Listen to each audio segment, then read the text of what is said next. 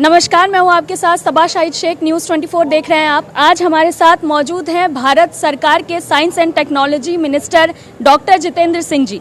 Sir, सब बहुत बहुत स्वागत है आपका। सबसे पहला सवाल तो मेरा आपसे यही है कि ये जो स्पीड एक्स का प्रयोग हुआ है, इससे भारत को कितना फ़ायदा पहुंचेगा और क्या ये इतिहास रचेगा? नहीं, बहुत बढ़िया प्रश्न है आपका और बहुत लाभ पहुंचेगा। इसलिए भी कि ये जो कोडिंग और डीकोडिंग जो आपने देखा कि दो सैटेलाइट जाकर के एक तरह से जुड़ जाते हैं, तो एक आवाजाही का साधन भी बनता है।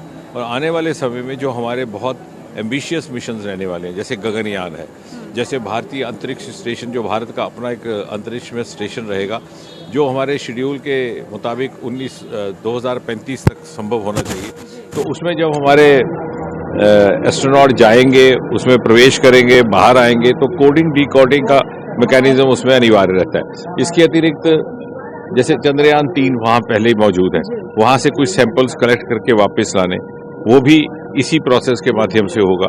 इसी तरह से कई बार पे लोड्स ट्रांसफर करने, यानी आप चाहते हैं कि कोई सैटेलाइट अच्छा काम कर रहा है, उसको कुछ देर और वहाँ रहना चाहिए, तो उसको कैसे आप री एनर्जाइज करेंगे, या उसकी जिस तरह से फ्यूल होता है कैसे करेंगे, तो आप यहाँ से पे लोड उसको ट्रांसफर कर सकते हैं। और इस स्पीड एक्स में एक और प्रयोग भी किया जा रहा है कि प्लांट रिसर्च इन स्पेस के छोटे मोटी कुछ बीज उगाने, कुछ और वेजिटेशन उगाना स्पेस में, ताकि अगर लंबे समय तक वहाँ रहना पड़े तो क्या वो ऐसा भी संभव है कि स्पेस के वातावरण में कुछ उपज हो सके। तो कुल मिलाकर के अगले लेवल की हमारे जो प्रशिक्षण रहेंगे या मिशन रहेंगे, उसके लिए अनिवार्य था। बिल्कुल। और अगर चंद्रयान 4 की बात करें तो ये कब लॉन्च होने वाला है और इसकी तैयारियां क्या है? चंद्रयान 4 लगभग सन 2027 तक संभावना है और तैयारियां बहुत खूब हैं, और उसमें भी ये स्पीड एक्स का काम बहुत रहेगा, क्योंकि हो सकता है कुछ एक सैंपल इसको चंद्रयान 3 से कलेक्ट करने पड़े।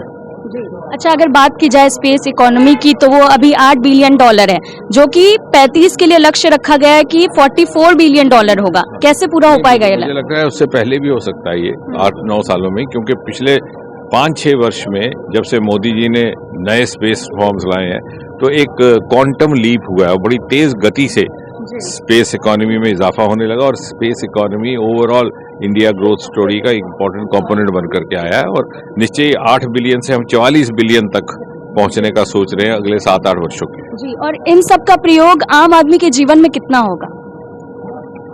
इस सरकार ने, मुझे लगता है कि एक सबसे सफल प्रयोग ये रहा है कि स्पेस टेक्नोलॉजी केवल रॉकेट छोड़ने तक ही सीमित नहीं रही।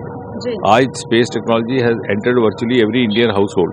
आपका टेलीमेडिसिन है, वहाँ भी स्पेस टेक्नोलॉजी, आपका एग्रीकल्चर है, वो भी स्पेस टेक्नोलॉजी, आपका स्वामित्व का कार्यक्रम है, ये जो फार्मिंग की मैपिंग वगैरह करनी ज़मीनों की, जो पहले रेवेन्यू अफसर किया करते हैं, आप ड्रोन और स्पेस टेक्नोलॉजी, उसमें भी स्पेस टेक्नोलॉजी है। तो कहने का तात्पर्य, आपकी आने वाले समय में कम्युनिकेशन जो आप कर रही हैं, ये सैटेलाइट के माध्यम से होगा। तो हर क्षेत्र में स्पेस टेक्नोलॉजी का इस्तेमाल भारत में करने का एक सफल प्रयोग हुआ है, जो अपने में एक रोल मॉडल है दूसरे देशों के लिए। तो अभी आपने डॉक्टर जितेंद्र सिंह जी को सुना, उन्होंने बताया कि आखिर चंद्रयान 4 कब लॉन्च होने वाला है, और ये जो स्पेस टेक्नोलॉजी है, जो दिन ब दिन डेवलपमेंट हो रहा है, इसका आम आदमी के जीवन में कितना असर पड़ेगा। फिलहाल के लिए इतना ही। देखते रहिए न्यूज़ 24।